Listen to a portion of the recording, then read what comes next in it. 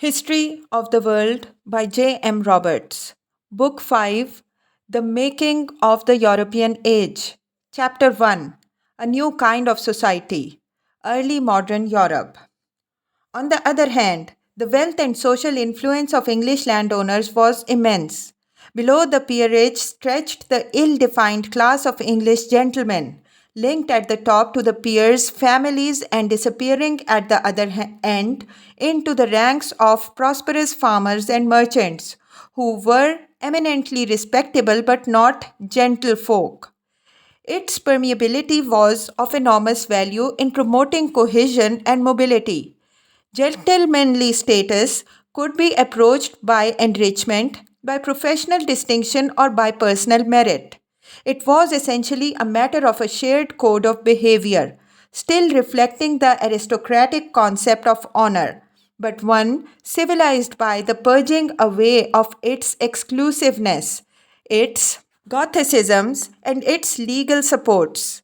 In the 17th and 18th centuries, the idea of the gentleman became one of the most formative cultural influences of English history. In fact, ruling hierarchies differed from country to country. Contrasts could be drawn right across Europe. There would be nothing tidy about the result. Nonetheless, a broad tendency towards social change which strained old forms is observable in many countries by 1700.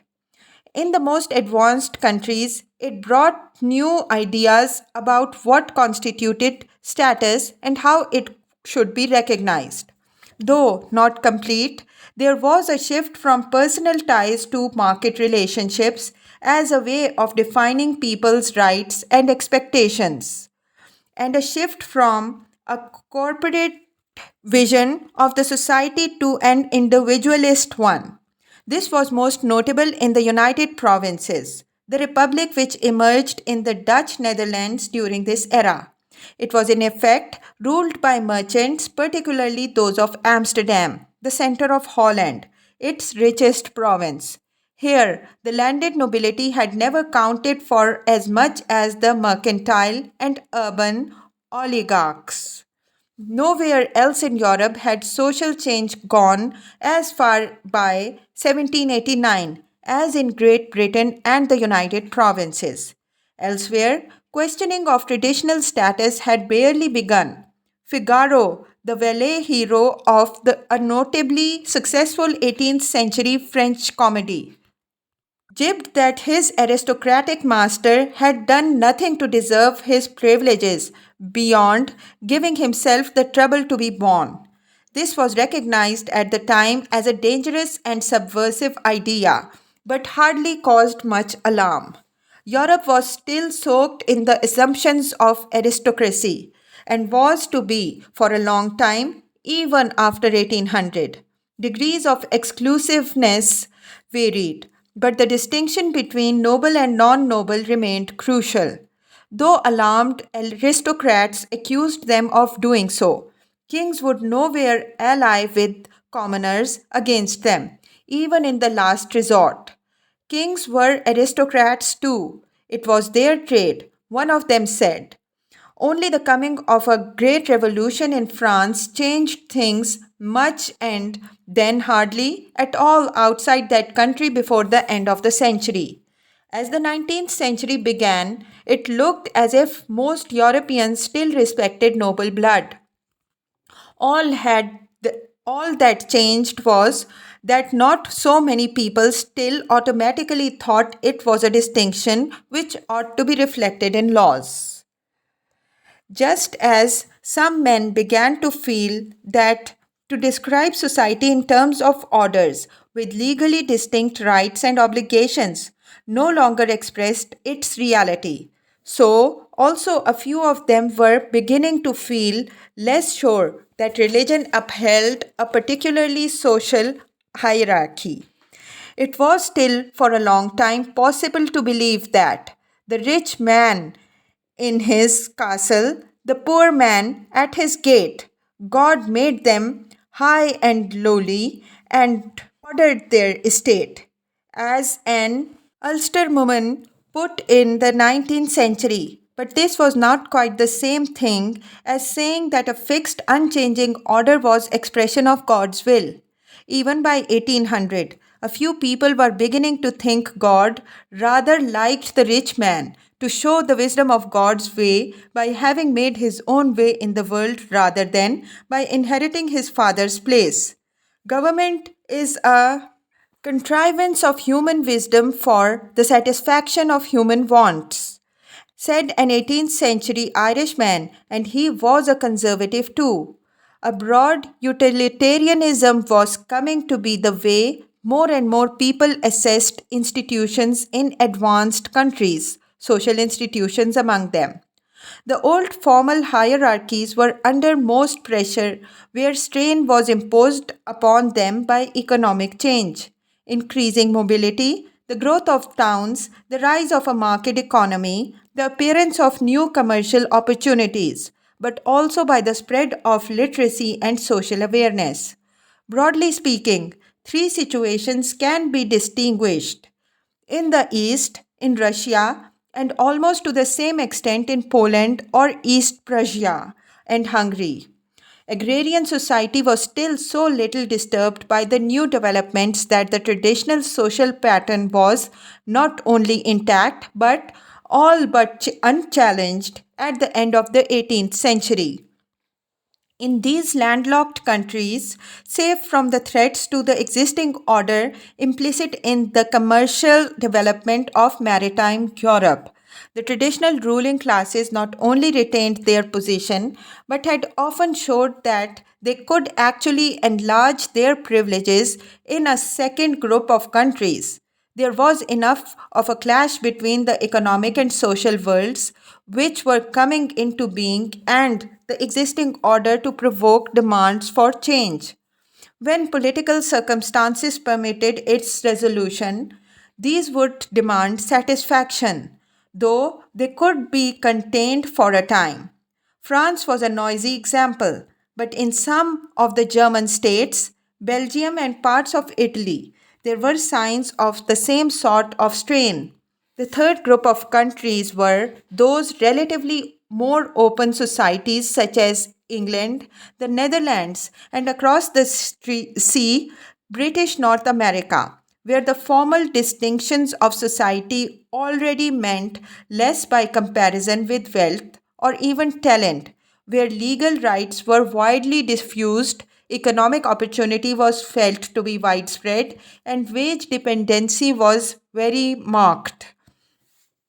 Even in the 16th century, English society seems much more fluid than that of continental countries, and indeed, when the North Americans came to give themselves a new constitution in the 18th century, they forbade the conferring of hereditary titles. In these countries, individualism had a scope almost untrampled by law, whatever the real strains of custom and opportunity. It is only too easy in a general account such as this to be over precise, over definite. Even the suggested rough tripartite division blurs too much. There were startling contrasts within societies which we might misinterpret if we think of them as homogeneous. In the advanced countries, there was still much that we should find strange, even antediluvian. The towns of England, France, and Germany were for most part little Barchesters wrapped in a comfortable provincialism, lorded over by narrow merchant oligarchies, successful guildsmen, or cathedral chapters. Yet, charters contentedly rooted in its medieval countryside and medieval ways. Its 18th century population, still the same size as 500 years earlier, was part of the same country as Nantes or Bordeaux, thriving, bustling ports which were only two of several making up the dynamic sector of the French economy. Even the 19th century would find its immediate forebearers unprogressive, Far be it from us. Therefore, to predicate the existence of a mature and clearly defined individualist and capitalist society, wholly conscious of itself as such in any European country. What marked the countries we might call advanced was a tendency to move further and faster in that direction than the great majority of the rest of the world. Sometimes this won them admiration from would be reformers. One great questioner of the status quo, Voltaire, was greatly struck by the fact that even in the early 18th century, a great merchant could be as esteemed and respected in England as was a nobleman. He may have slightly exaggerated and he certainly blurred some important nuances. Yet, it is remarkable and a part of the story of the rise of Great Britain to world power that the political class which governed 18th century England was a landed class and fiercely reflected landed values, yet constantly took care to defend the commercial interests of the country and accepted the leadership and guidance in this of the collective wisdom of the City of London. Though people went on talking of a political division between the moneyed and the landed interest, and though politics long remained a matter of disputed places and conflicting traditions within the landed class, interests which in other countries would have conflicted with these nevertheless prospered and were not alienated. The explanations must be complex. Some, like the commercialization of British agriculture, go far back into the history of the previous century. Some, such as the growth of facilities for private investment in the government and commercial world, were much more recent. The coincidence of the advanced social evolution of the Netherlands and Great Britain with their economic and especially their commercial success is striking. This was once largely attributed to their religion as a result of a great upheaval within Christendom. Both had ceased to be dominated by the Catholic Church. Anti clericals in the 18th century and sociologists in the 20th sought to explore and exploit this coincidence. Protestantism, it was said, provided an ethic for capitalism. This no longer seems plausible. There were too many Catholic capitalists, for one thing, and they were often successful. France and Spain were still important trading countries in the 18th century, and the first seems to have enjoyed something like the same rates of growth as Great Britain, though she was later to fall behind. They were both countries with Atlantic access and so were among those which had tended to show economic growth ever since the 16th century. Yet, this is not an explanation which goes very far either. Scotland, Northern, Protestant, and Atlantic long remained backward, poor, and feudal. There was more to the differences separating Mediterranean and Eastern Europe from the North and West than simple geographical position, and more than one factor to the explanation of differing rates of modernization. The progress of English and Dutch agriculture, for example, may owe more to the relative scarcity of land in each country than to anything else. The European East remained backward. Its social and economic structure remained fundamentally unchanged until the 19th century. Deep rooted explanations have been offered that, for example, a shorter growing season and less rich soils than were to be found further west gave it from the start a poorer return on seed and therefore handicapped the e- economic front in the crucial early stages of agricultural growth. It had man made handicaps too. Settlement there had long been open to disturbance by Central Asian nomads, while on its southern flank lay the Balkans, and the frontier with Turkey. For many centuries, a zone of warfare, raiding, and banditry. In some areas, Hungary for example, the effects of Turkish rule had been so bad as to depopulate the country. When it was reacquired for Europe, care was taken to tie the peasantry to the land. In the Russia, which emerged from Muscovy in this period too, the serf population grew larger as the proportion to the whole. Harsher law put state power behind the master's control of the peasants. In other eastern countries, the powers of landlords over tenants were strengthened. This was more than just a kingly indulgence of aristocracies, which might, if not placated, turn against the royal authority. It was also a device for economic development.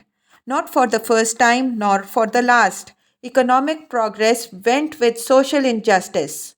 Serfdom was a way of making available one of the resources needed if land was to be made productive, just as forced labor was in many other countries at many other times. One result, which is still in some degree visible, was a Europe divided roughly along the Elbe. To the west lay countries evolving slowly by 1800 towards more open social forms. To the east lay authoritarian governments presiding over agrarian societies where a minority of landholders enjoyed great powers over a largely tied peasantry. In this area, towns did not often prosper as they had done for centuries in the West. They tended to be overtaxed islands in rural sea, unable to attract from the countryside the labor they needed because of the dead hand of serfdom. Over great tracts of Poland and Russia, even a money economy barely existed. Much of later European history was implicit in this difference between East and West. It was discernible in informal institutions too, in the way, for example, in which women were treated, though here another division could be drawn that between Mediterranean Europe and the North, which was in due course extended to run between Latin and North America. Formally and legally, little change anywhere in these centuries. The legal status of women remained what it had been, and this was only to be questioned right at the end of this period. Nevertheless, the real independence of women, and in particular of upper class women, does seem to have been extended in more advanced countries. Even in the 15th century, it had been remarked by foreigners that English women enjoyed unusual freedom.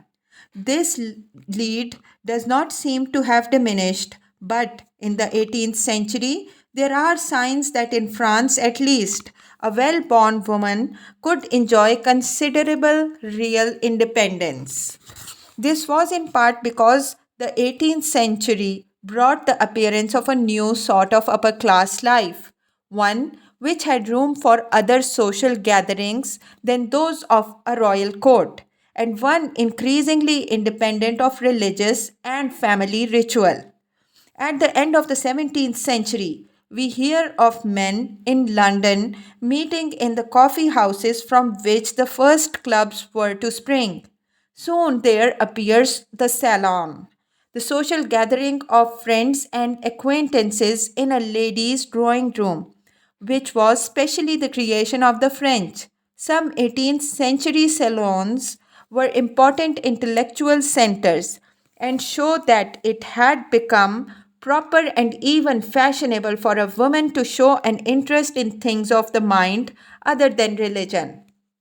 When Madame de Pompadour, the mistress of Louis XV, was painted, she chose to have included in the picture a book, Montesquieu's Sociological Treatise, de l'Esprit de Loi. But even when women did not aspire to blue stockings, the salon, and the appearance of a society independent of the court presented them with a real, if limited, escape from the confinement of the family, which, together with religion and professional gatherings, had until then been virtually the only structures within which even men might seek social variety and diversion. By the end of the 18th century, we have arrived at the age of the female artist and novelist and of acceptance of the fact that spinsterhood need not mean retirement to a cloister. Where such changes came from is not easy to see. In the early years of the century, the English Spectator already thought it worthwhile to address itself to women readers as well as to men, which suggests that we should look a fair way back. Perhaps it helped that the 18th century produced such conspicuous examples of women of great political influence: an English queen and four empresses, one Austrian, three Russian. All ruled in their own right, often with success, but it is not possible to say with confidence, for the prehistory of female emancipation still largely awaits study. Finally, none of this touched the life of overwhelming majority in even the most advanced societies of early modern Europe. There had not yet come into being the mass industrial jobs which would provide the first great force to prize apart the unquestioned certainties of traditional life for most men and women alike, though they may have weighed most heavily in the primitive villages of Poland or in a southern Spain, where Moorish influences had intensified the subordination and seclusion of women. Those certainties were else everywhere still dominant in 1800.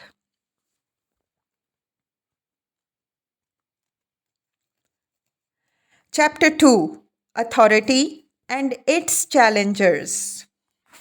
In 1800, many Europeans still held the ideas about social and political organization which would have been comprehensible and appropriate 400 years earlier. The Middle Ages no more came to a sudden end in this respect than in many others. Ideas about society and government, which may reasonably be described as medieval, survived as effective forces over a wide area, and during the centuries, more and more social facts had been fitted into them. Broadly speaking, what has been called a corporate organization of society, the grouping of men in bodies with legal privileges which protected their members and defined their status, was still the rule in the 18th century continental Europe. Over much of its central and eastern zones, as we have noted, serfdom had grown more rigid and more widespread. Many continuities in political institutions were obvious. The Holy Roman Empire still existed in 1800 as it had done in 1500. So did the temporal power of the Pope. A descendant of the Capetians was still King of France, though he no longer came from the same branch of the family as in 1500 and indeed was in exile. Even in England, and as late as 1820, a king's champion rode in full armor into Westminster Hall at the coronation banquet of King George IV to uphold that monarch's title against all comers. In most countries, it was still taken for granted that the state was a confessional entity, that religion and society were intertwined, and that the authority of the church was established by the law. Although such ideas had been much challenged and, in some countries, had undergone grievous reverses, in this, as in many matters, the weight of the history was still enormous in 1800, and only 10 years earlier it had been even heavier. When all this is acknowledged, it was nevertheless the general European tendency of the 3 centuries between 1500 and 1800 to dissolve or at least weaken the old social and political bonds characteristic of medieval government. Power and authority had instead tended to flow towards the central concentration provided by the state and away from feudal arrangements of personal dependence. The idea of Christendom, too, though still important in emotional, even subconscious ways, effectively lost any political reality in this period. Papal authority had begun to suffer at the hands of national sentiment in the age of schism, and that of the Holy Roman Emperors had been of small account since the 14th century. Nor did any new unifying principle emerge to integrate Europe. The test case was the Ottoman threat. Christian princes exposed to the Muslim onslaught might appeal to their fellow Christians for help. Popes might still use the rhetoric of crusade, but the reality, as the Turks well knew, was that Christian states would follow their own interest and ally with the infidel if necessary. This was the era of the realpolitik, of the conscious subordination of principle and honor to intelligent calculation of the interests of the state.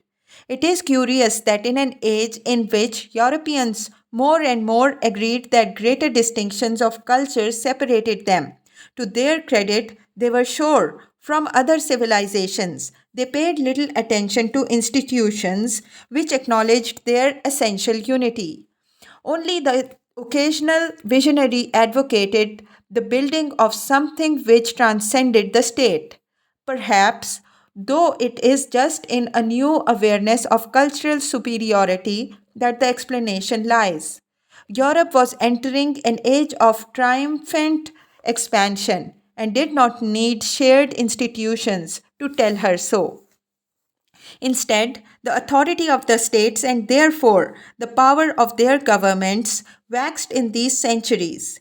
It is important not to be misled by forms, for all the arguments about who should exercise it, and a mass of the political writing which suggested all sorts of limits on it. The general trend was towards acceptance of the idea of legislative sovereignty. That is, Europeans came to feel that, provided the authority of the state was in the right hands, there should be no restriction upon its power to make laws. Even given the proviso, this was an enormous break with the thinking of the past. To a medieval European, the idea that there might not be rights and rules above human interference, legal impunities, and chartered freedoms inaccessible to change by subsequent lawmakers. Fundamental laws which would always be respected, or laws of God which could never be contravened by those of men, would have been social or judicial as well as theological blasphemy. English lawyers of the 17th century floundered about in disagreement over what the fundamental laws of the land might be, but all thought some must exist. A century later, the leading legal minds of France were doing just the same. Nevertheless, in the end, there emerged in both countries the acceptance of the idea that a sovereign, legally unrestrained law-making power was the characteristic mark of the state. Yet, this took a long time. For most of the history of the early modern Europe, the emergence of the modern sovereign state was obscured by the fact that the most widely prevalent form of government was monarchy. Struggles about the powers of rulers make up much of European history in these countries, and sometimes it is hard to see exactly what is at stake. The claims of princely rulers, after all, could be challenged on two quite distinct grounds. There was resistance based on the principle that it would be wrong for any government to have powers such as some monarchs claimed. And there was resistance based on the principle that such powers could properly exist but were being gathered into the wrong hands. In practice, The two claims are often inextricably confused, but the confusion is itself a significant indicator of changing ideas.